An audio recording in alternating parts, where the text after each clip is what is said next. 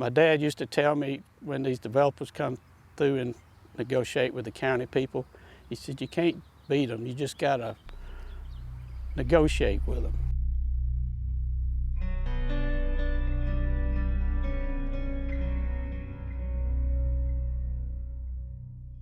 Whether you're a traveler passing through or a frequent visitor, there are a few things that stand out about Henry County. Almost immediately, you notice what seems to be the never-ending and sometimes chaotic traffic on Interstate 75.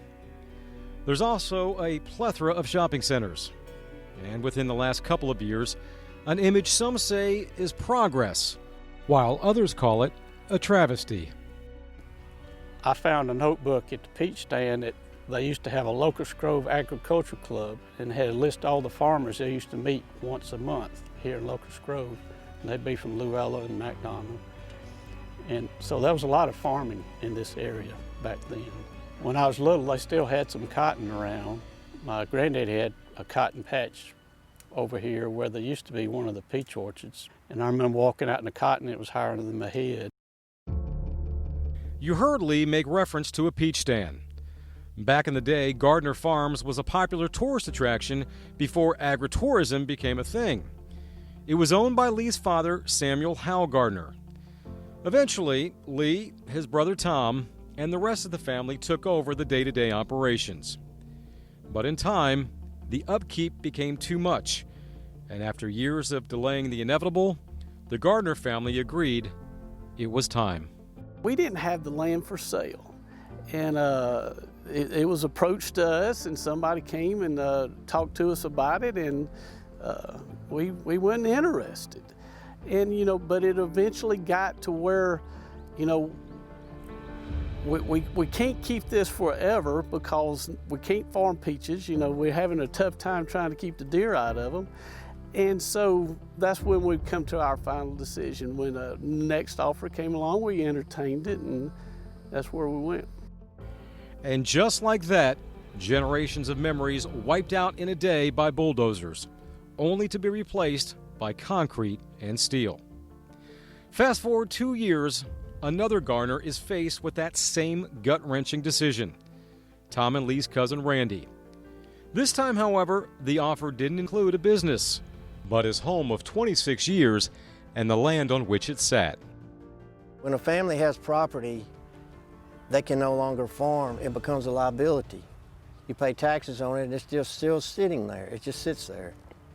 So when it's no longer viable as farming property, the family has to make hard decisions. And that's happened over and over and over for the last 100 years for our family and this area here. The time has come. A lot of people don't like the warehousing concept, but they don't understand the southern part of Henry County has now become the southern gateway for Savannah Riverport, which is now being deepened and widened to take in the large cargo, the super cargo carriers that are going to come in. All those containers are going to come up dedicated truck lanes up 16 to I-75 to our new interchange over here at Bethlehem Road. This is going to happen within the next 3 to 5 years. And that's what the growth is in this area.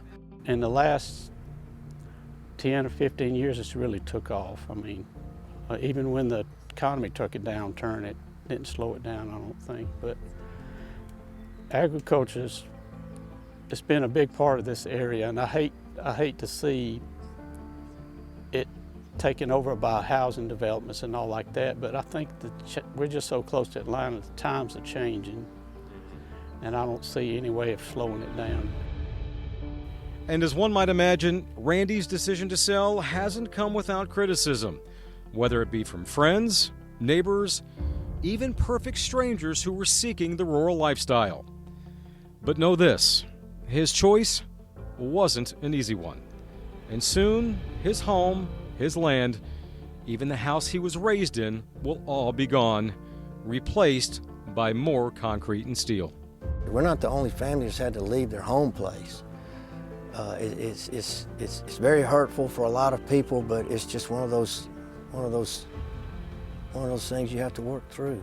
And having spoken to a lot of the demolition crews at my aunt's house across the highway. They say, man, I'm telling you, we've had to do this a lot of times over the years. And these home places that we're tearing in, we do understand that people have histories there and they've raised families there and generations and generations and generations. And I even had one of them come to me and say, well, what do you think about all this? I said, it's just something, it's just part of this life we live. We have to move on. It's time. He says, I don't see how you do it, but you pray about it and you move on. That's just the way it is.